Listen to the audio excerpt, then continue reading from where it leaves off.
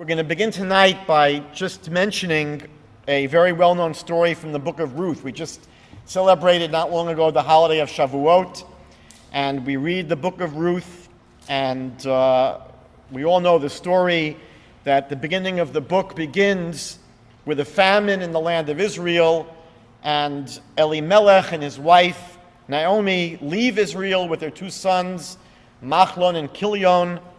They go down to live in Moab.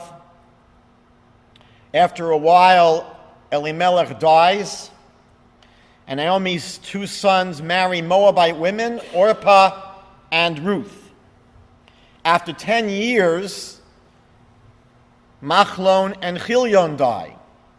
And now Naomi is left bereft of her husband and her two sons.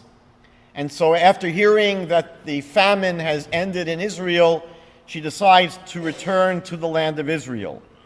Orpah and Ruth, her two daughters-in-law, wanted to return with her to Israel, but Naomi urged them 3 times to turn back and to go back to the homes of their mothers. Do not go with her to Israel.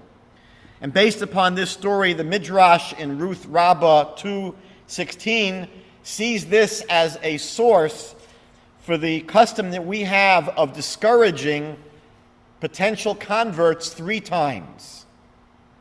Now we know, of course, that in the story, Ruth persisted even after Orpah returned to her mother's home, and Ruth says to her mother-in-law Naomi, "Where you go, I will go. Where you dwell, I will dwell.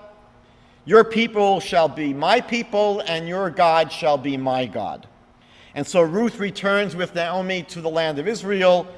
After a while, she converts to Judaism. We know that she ultimately became the ancestress of both King David and the future Messiah. We see from this story that while conversion to Judaism is an option for non-Jews, it's certainly not encouraged, and there certainly isn't any great necessity for non-Jews to convert to Judaism. So the question is, how then are non-Jews supposed to live? Did God only provide a spiritual path for the Jewish people at Mount Sinai 3,300 years ago, but leave the rest of humanity without any direction since the time of creation?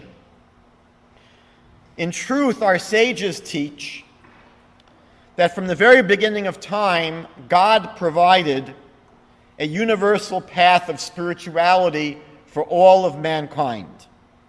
These were 6 laws that were given to Adam and 1 that was revealed to Noah. And these 7 laws are referred to as the 7 Noahide laws.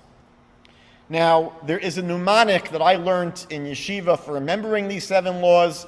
It may be helpful to you. Sometimes they were better off without the mnemonic and just straight memorization.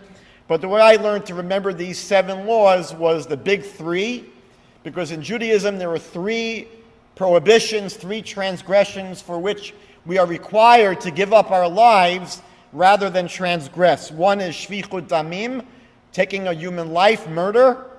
1 is avodah zarah, idolatry, and the 3rd is gilu arayot, illicit sexual relationships. Those are the big 3. And then there's Aleph, Bet, Gimel, Daled. That's the mnemonic device. Aleph stands for Aver Min Hachai, the limb of a living animal. So a non-Jew is not allowed to eat from an animal unless the animal is first dead. They can't eat the limb of a living creature. Bet stands for Beirach et Hashem, literally blessing God, and that's a euphemistic term for blasphemy. We don't want to even say cursing God, so we say in Hebrew, we refer to cursing God as blessing God. But Bet is the prohibition against blasphemy, cursing God. Gimel is Gezel, which is stealing, theft. And Dalet is Dinim, the only actual positive of the 7 Noahide commandments. And that's the requirement for non-Jews to set up courts of law to enforce the Noahide system. Now, these 7 laws are often associated with the 7 days of the week, and more often with the 7 colors typically associated with the rainbow, which was the sign that God gave to Noah. So the Noahide path is basically, in short, a way of living an elevated moral life and having a relationship with God through a life of connection with the Torah and with mitzvot, with commandments. And we know that the word mitzvah, commandment, is related etymologically to the word for connector or binder. So these 7 commandments are ways in which non-Jews are able to connect themselves with God. Maimonides writes in his classical Mishnah Torah, Laws of Kings, chapter 8, section 11, that whoever undertakes the 7 Noahide laws and scrupulously fulfills them is among the righteous of the Gentile nations and has a portion in the world to come. The Babylonian Talmud, Baba Kama 38a, teaches, how do we know that a non-Jew, if he obeys the laws of God, will attain the same spiritual communion with God as Israel's high priest? Because Scripture says in Leviticus 18:5, which a man will do and he will live by them. So the Talmud says, it doesn't say a priest, it doesn't say a Levite, it doesn't say an Israelite, but a man. If a man will do these laws, he will live by them. Therefore, even the non-Jew who obeys the laws of God attains the same spiritual communion with God as Israel's high priest. Maimonides, again in his classical Mishnah Torah at the end of the laws of sabbatical years and jubilee years, writes, any human being on earth whose spirit has moved him to know God and to walk upright the way God made him becomes a holy of holies, and God shall be his portion and inheritance forever and ever. And finally, in the classical rabbinic work, the Tana Debei Eliyahu, section 9, it is written by our sages, whether a Jew or a non-Jew, a man or a woman, a slave or a maidservant, attaining the Holy Spirit depends entirely on one's actions. Now, the truth is that we hear about these 7 laws and we think it's such a small enterprise, just 7 laws.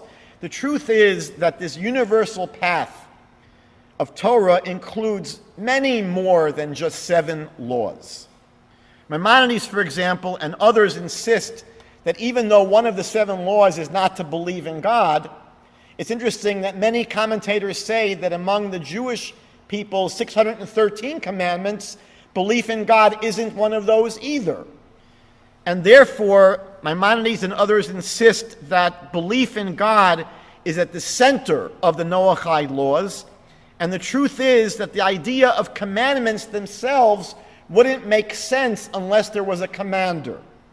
So obviously, beyond these 7 laws is the idea of doing them all because they were commanded by God. The Talmud says in Babylonian Talmud Tractate Chulin 92b, it refers to the 30 mitzvot of Bnei Noach, but doesn't enumerate them. And many of the commentaries explain that these 30 are really bylaws and offshoots and subdivisions of the original 7 basics. Rabbi Aharon Halevi of Barcelona, in his Sefer HaChinuch, says, make no mistake about the enumeration of the 7 laws of the sons of Noah. They are but categories, these 7, and they contain many particulars in each of the categories. Professor Aaron Lichtenstein's seminal study on the 7 Noahide laws revealed that they really encompass at least 66 of the biblical commandments from the traditional list of the Jewish 613. For example, one of the 7 is gezel, is theft.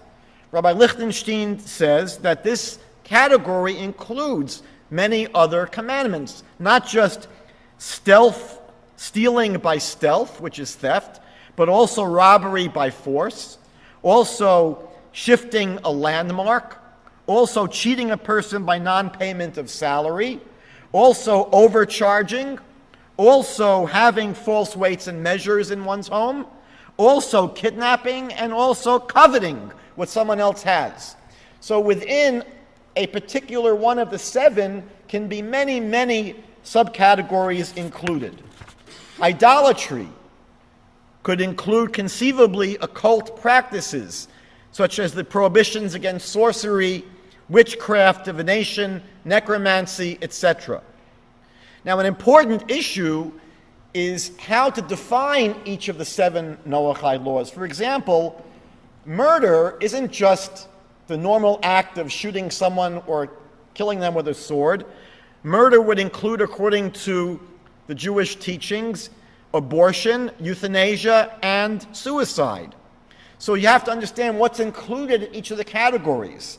There's a huge literature on the question of whether or not the prohibition against idolatry in the 7 Noahide laws prohibits the Christian belief in the Trinity.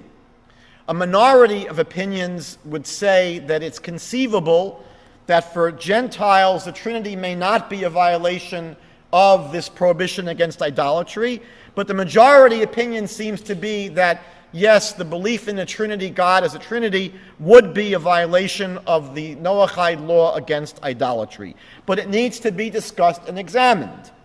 Now, beyond these 66 commandments that I already mentioned, there are many other sources in the Talmud and elsewhere that include other commandments.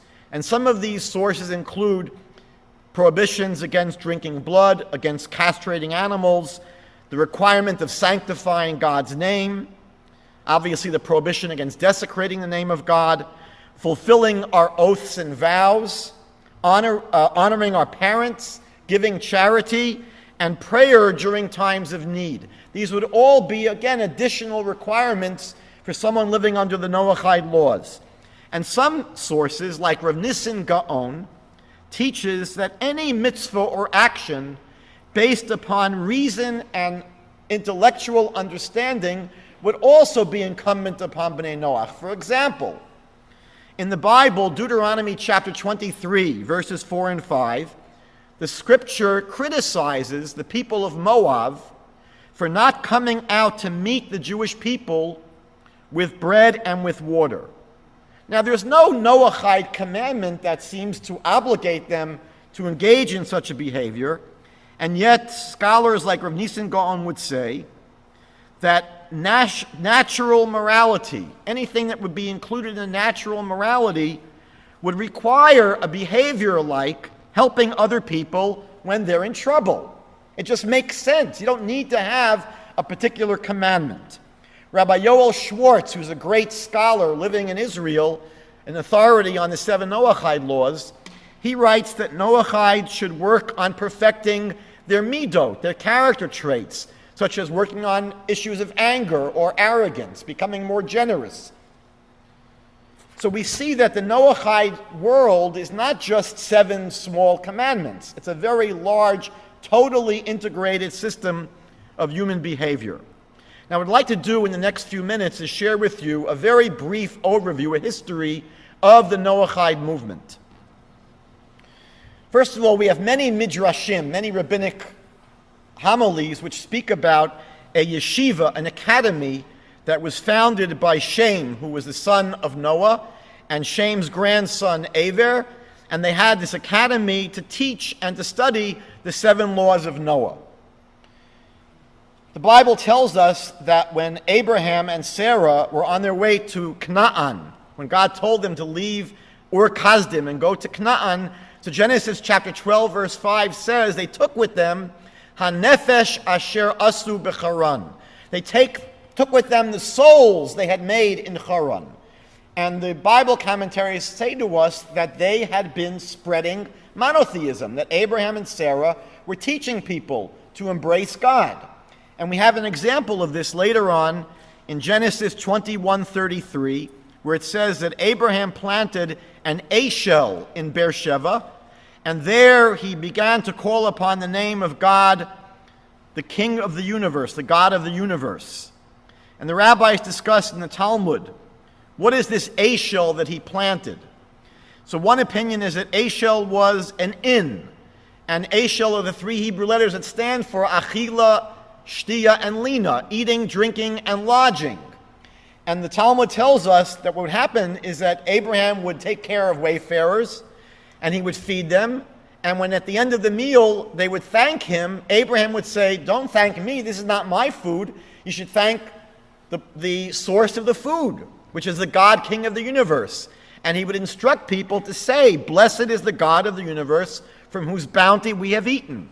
So Abraham was someone who was involved with his wife Sarah in spreading this idea of a universal relationship with God.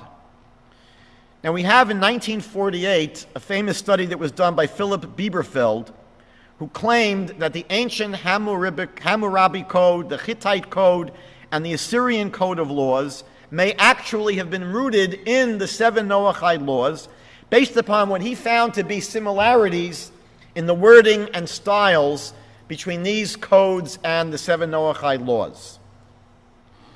In the times when the Jewish people lived on their own land, when we had our political dominion over the land of Israel, there was a biblical concept of ger toshav, a resident alien. And a resident alien was not a ger tzedek. They were not someone who entirely converted to Judaism. These were people that were willing to accept the 7 Noahide laws. And if they did, they became like, I'll give you an analogy, maybe a landed immigrant here in Canada. You're not a full citizen, but you have rights.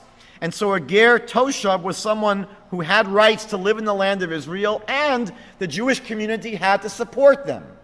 So we see this institution of the Noahide in the biblical times. We are told in the Talmud that Antoninus, who was the Roman governor of Israel around the year 170 BCE, was a close student of Rabbi Yehuda HaNasi, Rabbi Yehuda the Prince, the editor, the redactor of the Mishnah, and he himself, Antoninus, may have been someone who was easily considered a follower of the Noahide laws. What we find in the literature about the 1st and 2nd centuries of the Common Era is a group of people called the Yirei Elohim, the fearers of God. We read about them in the Christian Bible, book of Acts. They're spoken about in Josephus, in Philo of Alexandria. They write about this large group, many, many thousands and thousands. Some people estimate maybe even 1 million, of fearers of God. And they were non-Jews, they were Gentiles, who were very enamored with Judaism. They were drawn to Judaism, but they stopped short of conversion. They would study with Jews, they would hang out in the backs of synagogues, and they very, very easily may have been considered Noachides of their time. Coming more up to modern times, Hugo Grotius was a Dutch legal philosopher who lived from 1583 to 1645. He's referred to as the father of international law. And he referred to the Noahide laws as a source of the laws of all nations. Now, a little bit later on, there was an English Hebraicist and jurist named John Selden, who lived from 1584 to 1654, and he published a major work in Latin that dealt with the Noahide laws, arguing that the Noahide laws were a sophisticated system of natural law that are binding upon all human beings. In the late 1890s, we have a very poignant story. There was a young man who was raised as a Roman Catholic. His name was Aimé Pallier. And he was raised and pursued the priesthood, but ultimately began to discover serious problems with the New Testament, such as its misuse of Isaiah chapter 7 as a source for the Christian doctrine of the virgin birth. He also began to have great difficulties with doctrines such as the Trinity, and so he considered conversion to Judaism. However, he had tremendous conflicts because he felt very attached to his mother. He didn't know quite what to do. He did not want to associate as a Christian. He very much was drawn to Judaism. He ended up having a meeting with Rabbi Elijah ben Amozeg. Rabbi ben Amozeg was an Italian rabbi and Kabbalist who lived from the years 1823 to 1900. And he believed that Noahide faith, the Noahide path, was the religion of all humanity. And he believed that Jews should spread the knowledge of these laws. He wrote a book called Israel and Humanity, which was published posthumously in the year 1914, he passed away in the year 1900, but he advised Pallier not to convert to Judaism and that he should follow the Noahide path, which is exactly what Pallier did. He embraced the Noahide path. He published a book which was translated into English as The Unknown Sanctuary, a pilgrimage from Rome to Jerusalem, published in 1928. In the 20th century, there was a fascinating person named David Horowitz. He was born in 1903, he passed away 99 years later in the year 2002. And he was a very ardent Zionist. And in the year 1943, he formed an organization in New York called the United Israel World Union. And he was very focused on trying to return the 10 lost tribes to their brothers, and also spreading universal faith based upon the Hebrew Scriptures. His motto was Torah Faith for all nations. And he was sort of an early proponent of the Noahide movement long before there was a modern Noahide movement. The movement in modern times really begins, if you wanted to find the real pioneer, with someone named Wendell Jones. Wendell Jones was born in 1930. He passed away in the year 2010. And he was probably one of the most important, if not the most important, pioneers of the modern Noahide movement. The truth is that until his time, there was never really a movement. Pallier, if he was a Noahide, was one person. It's not until the 20th century where we have the beginnings of an actual movement. Wendell Jones was originally a Baptist minister, and he pastored a church on the Virginia border from the years 1955 to 1956. He began having tremendous problems with what he saw as anti-Semitic statements in the Christian Bible. He ultimately ended up giving up his pastorate in the year 1956, and he began trying to find rabbis with whom he could study. In 1967, he moved to Israel. He began studying Judaica at Hebrew University, and he began getting involved with numerous archaeological projects as an amateur archaeologist. Some people say that the movie character Indiana Jones is based loosely or directly upon him. It's not so clear whether that's true. In any event, he became a full-fledged Noahide in the year 1984 and had a huge impact upon other people. Now, in the 1980s, there was a tremendous amount that was percolating in the world. And one of the things that was percolating for a while, but began really hitting hard in the 1980s, was that there had been a growing interest among Christians in understanding the roots of their own faith. And so, one of the major movers of the development of the modern Noahide movement was someone named J. David Davis. He was ordained as a Baptist minister in 1972. He became the pastor of Emmanuel congregation in Athens, Tennessee. And in the early 1980s, he began with his congregation to explore the question of who was the historical Jesus, who was Jesus. And it led them to a study of Judaism. Now, why would this Baptist church be studying Judaism? Because they discovered that Judaism was the religion of Jesus and Jesus' followers. They ultimately came to reject all Christian doctrines and beliefs that ran counter to Jewish biblical teachings. Ultimately, Reverend Davis went to the top of his church, broke off the crosses and the steeple. He lost about half of his members, but half of them stayed with him. And they began in the late 1980s to discover the idea of the Noahide path as God's original spiritual path for humanity. They developed an interest in following this path. They needed to have people teach them. They finally discovered there was a local rabbi, Rabbi Michael Katz, who was originally from South Africa, and they were able to arrange for Michael Katz to teach them, and this former Baptist church became a Noahide center in Athens, Tennessee. As you can imagine, they describe Athens, Tennessee as the Bible Belt's buckle, and they received a tremendous amount of hostility and opposition from other Christians in the area. Jack Saunders was another Christian Baptist minister who led a church in Georgia at the same time, and he went through a very similar journey to J. David Davis.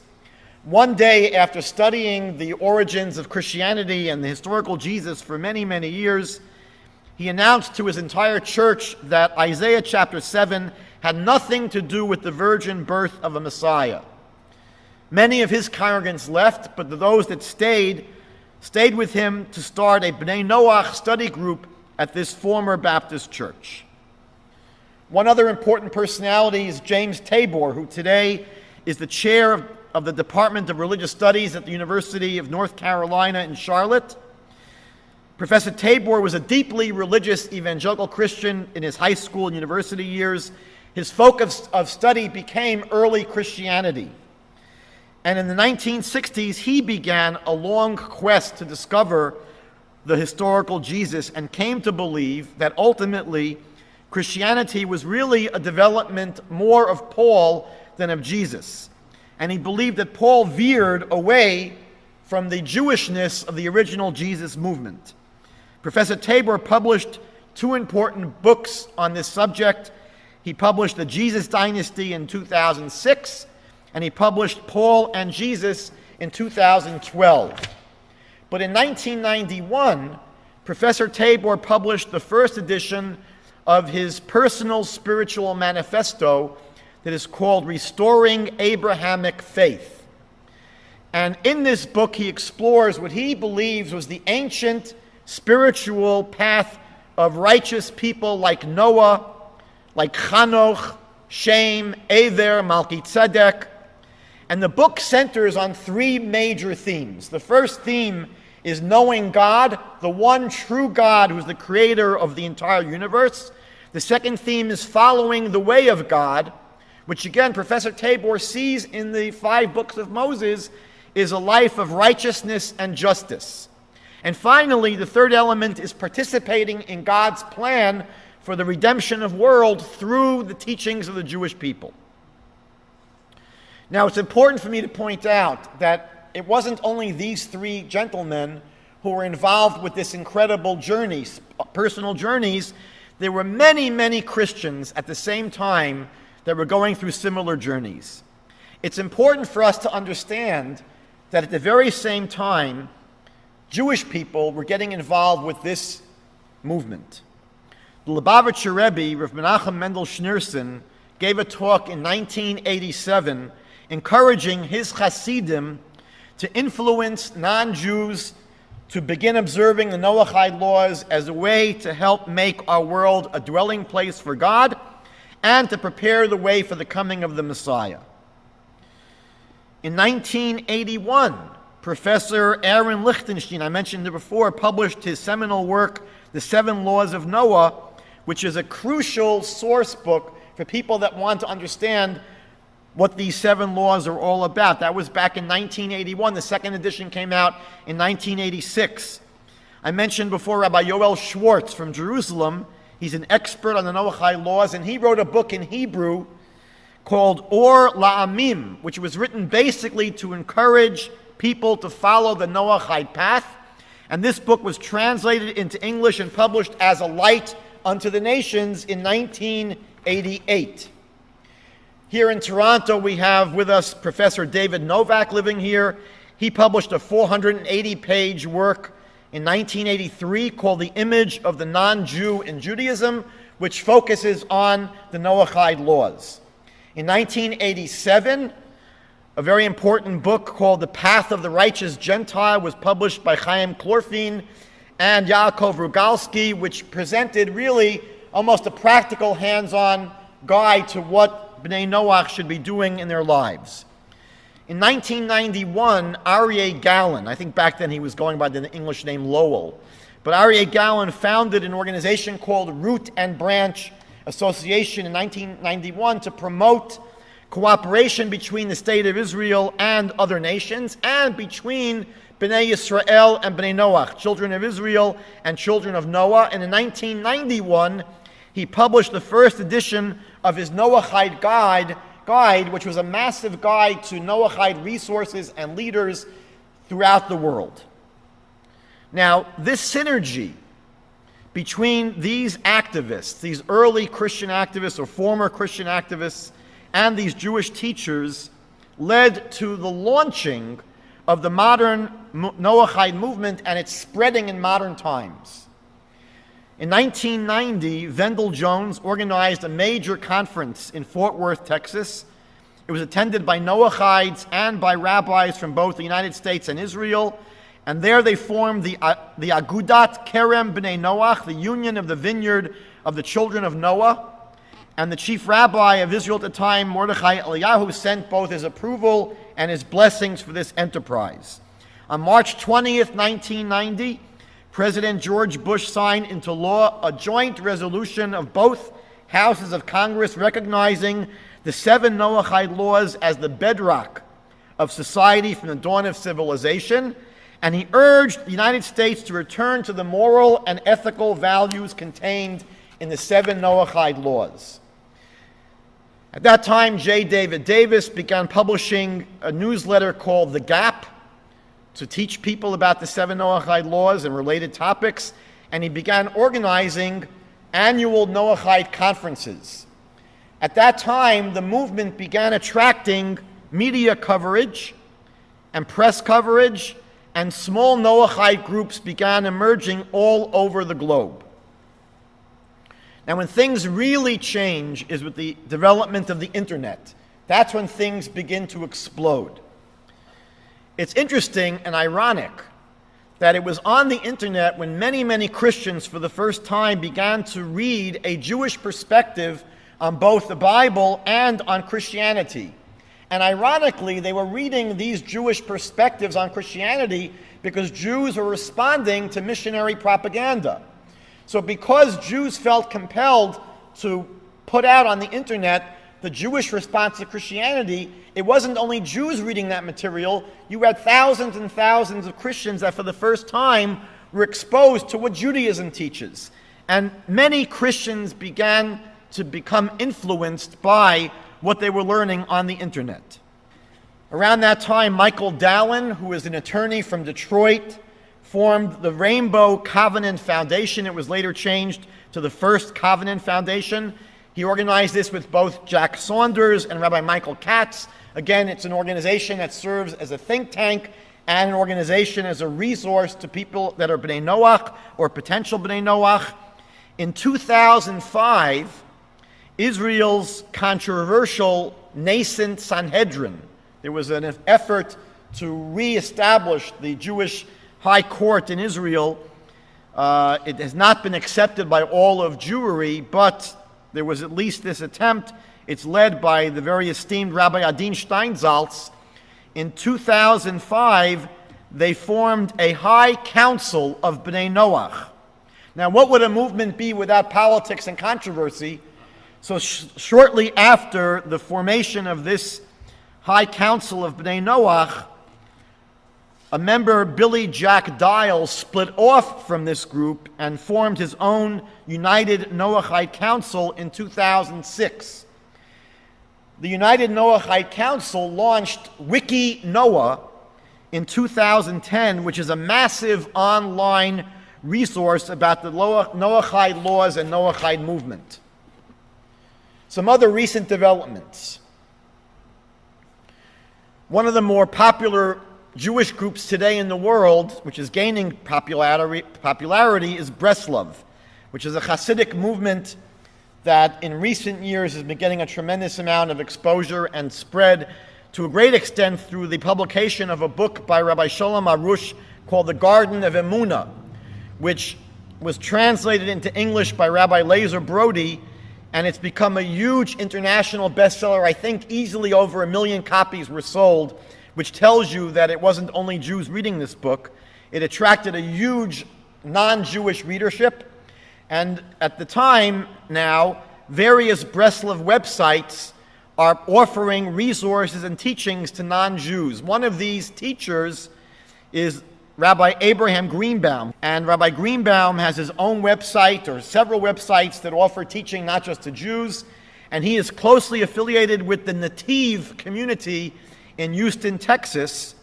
I was there not long ago lecturing. It was an amazing Noahide community. They just recently got their own space. They used to meet in a hotel. Now they have their own meeting space.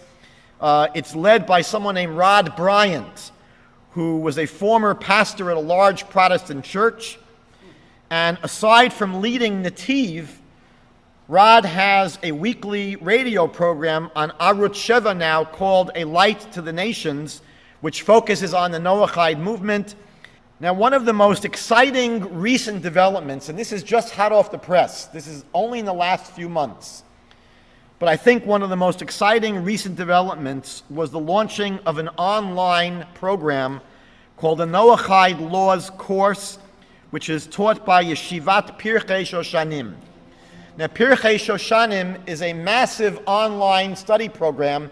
They have programs where people can actually learn and get ordained as rabbis.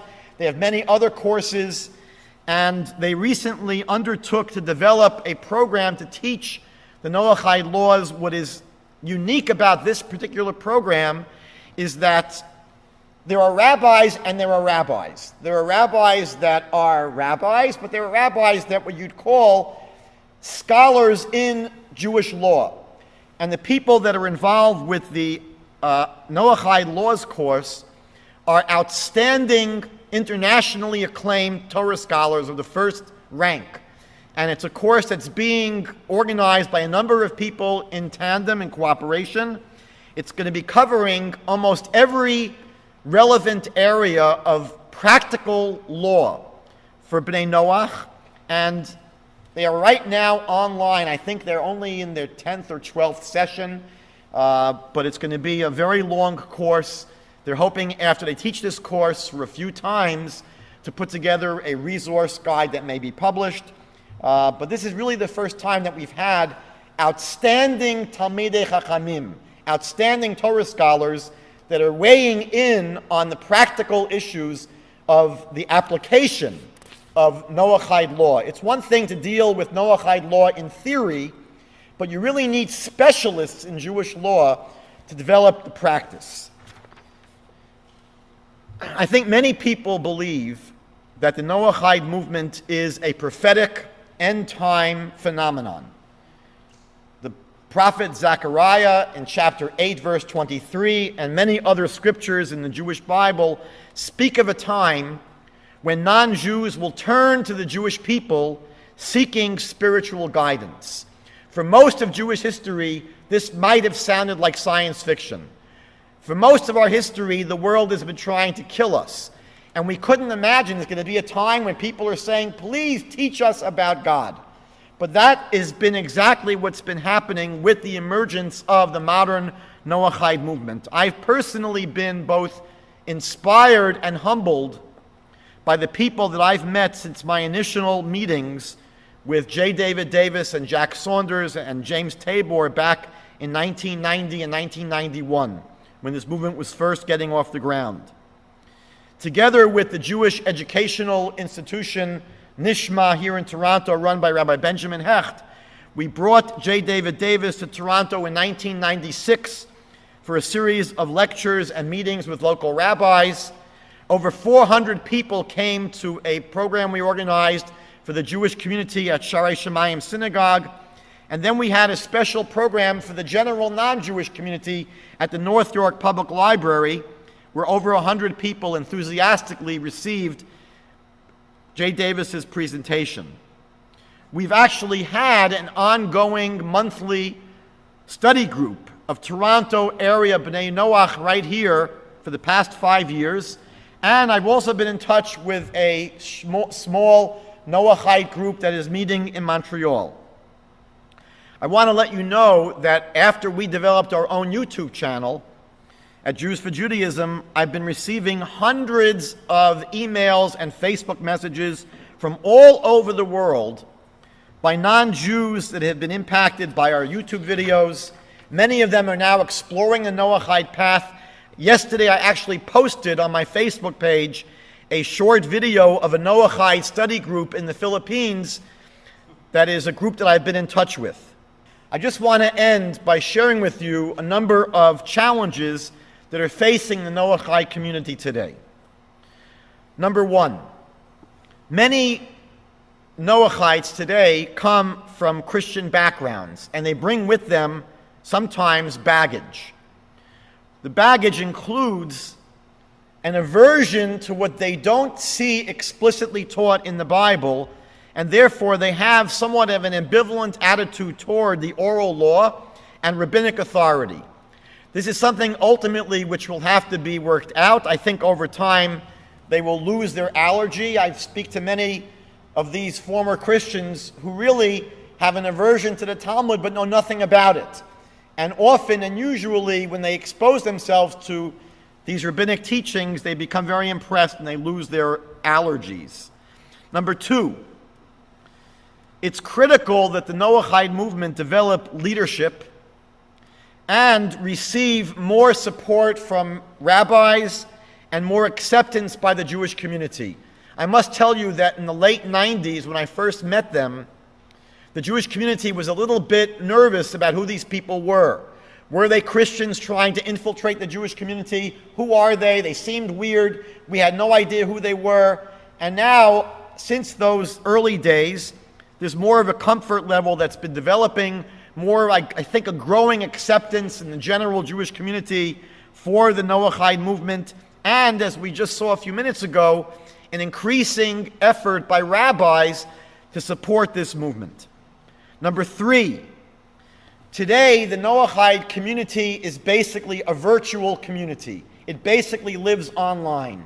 And for the community to really survive, it's going to have to develop real communities, brick and mortar, flesh-to-flesh communities, not just virtual communities. One of the greatest problems facing the Noachide movement today is that it's a very lonely kind of life. Often, people that are B'nai Noach might be the only one in their city, or maybe one of a handful in their city. And it's hard to imagine having a real spiritual life when you're thinking about, who am I going to date? Who are my children going to marry? Who are we going to associate with? Who's my community? Who are my peers? And so for this movement to really survive, they're going to have to develop communities that have a critical mass. When I was in Houston, the Nativ community has approximately 100 people. That's something that we can speak about, and it's growing. Number four, it's important for B'nai Noach to develop a sense of Noachide identity. This is especially challenging when Noachides are trying to raise children.